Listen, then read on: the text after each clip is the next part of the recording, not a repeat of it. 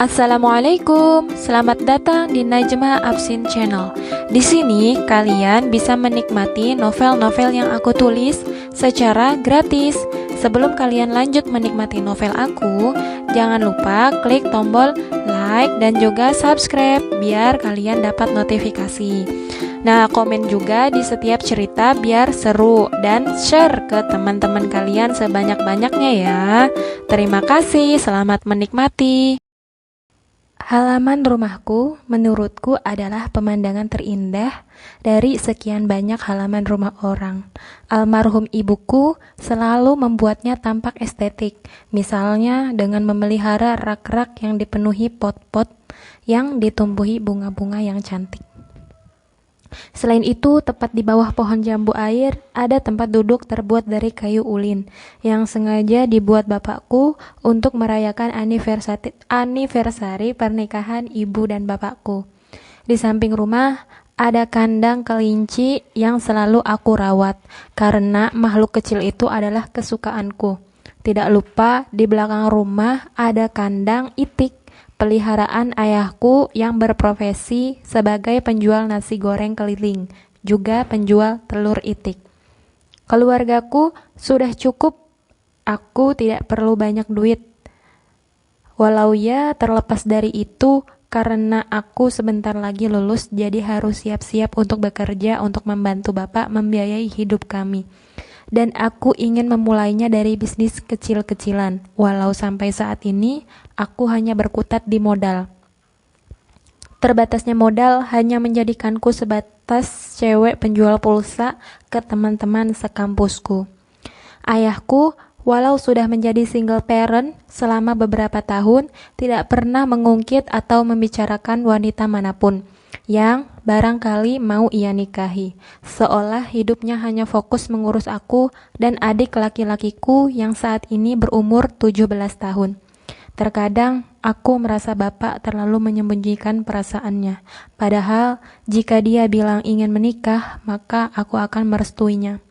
Tapi terlepas dari itu semua, mengenai rasa ibaku terhadap bapak, tentang ia yang tidak mau menikah, justru aku malah harus dibuat tak nyaman saat bapak justru menanyaiku apakah sudah siap menikah atau tidak.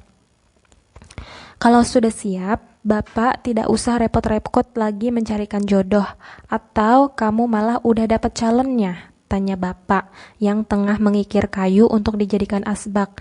Itulah hobinya, kebanyakan dijadikan hiasan, atau jika ada orang yang minat bisa dijualnya. Kini aku tengah menatap bapak sambil duduk bersila di lantai keramik teras depan. Kok tiba-tiba ngomongin jodoh, Pak? Kan aku masih kuliah, masih lama lulusnya, jawabku merasa was-was. Khawatirnya bapak malah memaksaku menikah. Bapak nggak masalah kalau kamu mau nikah walau belum lulus. Yang penting kamu bisa mengatur waktu. Juga bapak harap kamu ada yang jagain, ada yang bimbing, juga ada yang bantu-bantuin kalau pas bapak nggak ada. Ih, maksudnya apa sih pak? Jangan kayak gitu, perasaanku jadi nggak tenang. Bapak nggak bakal kemana-mana kan? Tanyaku khawatir, seperti mendengar wasiat terakhir di TV-TV saat dimana sang bapak si tokoh mau koid. Bapakku tertawa. Bapak cuma pengen lihat kamu bahagia. Kalau ada cowok yang itu bisa bertanggung jawab dan baik kepada kamu, bapak akan sangat senang hati menerimanya. Aku begini sama bapak, sama Rafa, udah bahagia banget pak. Aku rasa gak perlu berlebihan untuk bahagia. Dan gak perlu datangin personil baru di keluarga, karena aku sendiri menyaksikan. Bisa jadi justru karena ada personil baru, keluarga kita malah gak seharmonis ini lagi. Bapak terlihat menghela nafas, tangannya yang tadi sibuk mengikir itu terlepas. Kalau kita udah bisa bahagia, lalu kenapa kita nggak ajak orang lain untuk bahagia juga? Hitung-hitung pahala bagi kita, karena kita membagikan suasana positif ke mereka. Maksudnya berbagi rasa bahagia, anggukan bapak, membuatku bertanya-tanya apa sih maksudnya. Ada orang yang mau melamar kamu, anaknya insya Allah baik, dia kenal sama kamu juga.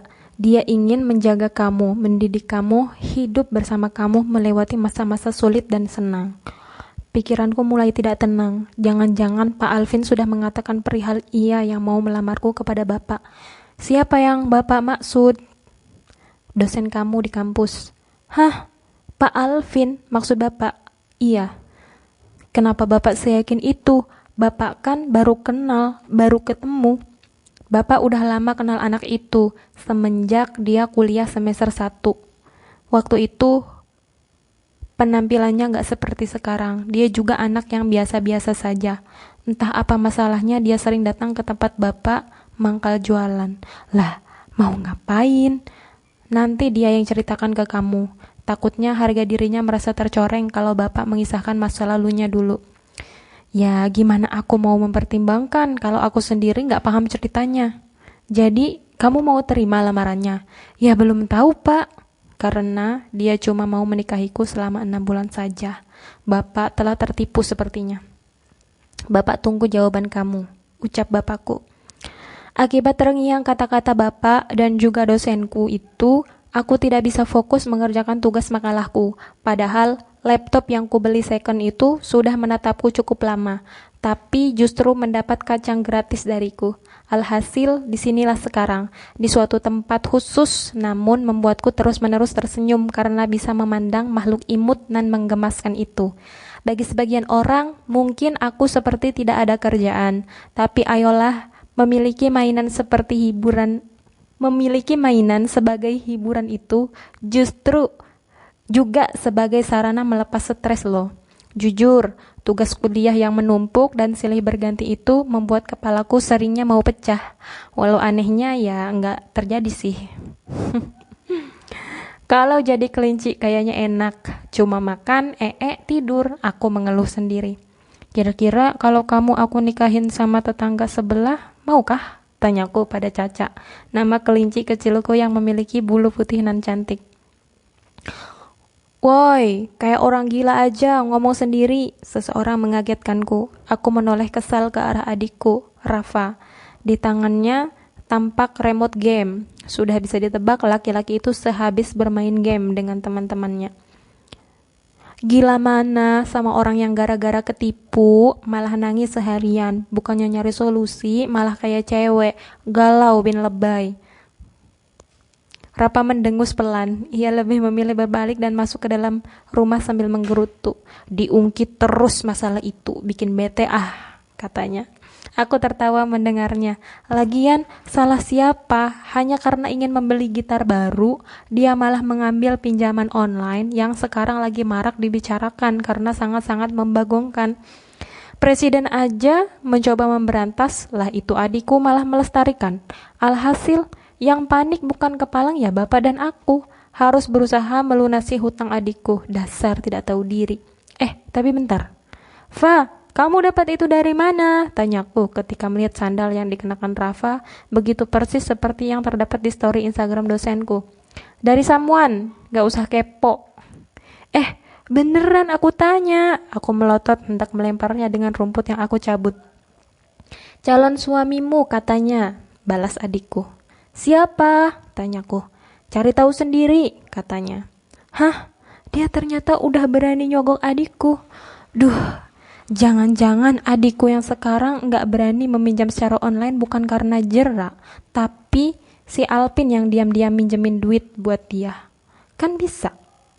Ngomong-ngomong tentang pinjol, aku pernah juga mau ikut-ikutan. Habisnya salah satu teman merekomendasikan, apalagi buat aku yang perlu modal buat usaha. Tapi untungnya sudah keduluan adikku yang tertipu. Kalau sampai hutang itu tidak lunas, bisa-bisa adikku dikira jual diri karena fotonya diedit habis-habisan jadi telanjang dada. Boleh juga sih sebenarnya tawaran dia. Dengan begitu, bapak nggak mesti kerja terus-menerus, tapi ya konsekuensinya juga berat. Aku membatin sendiri, memikirkan tawaran Pak Alpin. Dari segi tampang emang ganteng, kulitnya juga sawak mateng, tapi sedang aja, enak dilihat. Ya, walau kadang nyebelin. Tapi kalau dinikahin cuma 6 bulan, ya siapa juga yang mau? Aku bertanya-tanya sendiri. Dia kayaknya cuma manfaatin keadaan untuk kepuasan dirinya. Aku mikirnya kok tega banget ya dosen begitu. Kalau suka ceritanya, jangan lupa like, komen, dan juga subscribe channelnya. Sekian dulu untuk part 2. Terima kasih. Kita lanjut besok di part 3.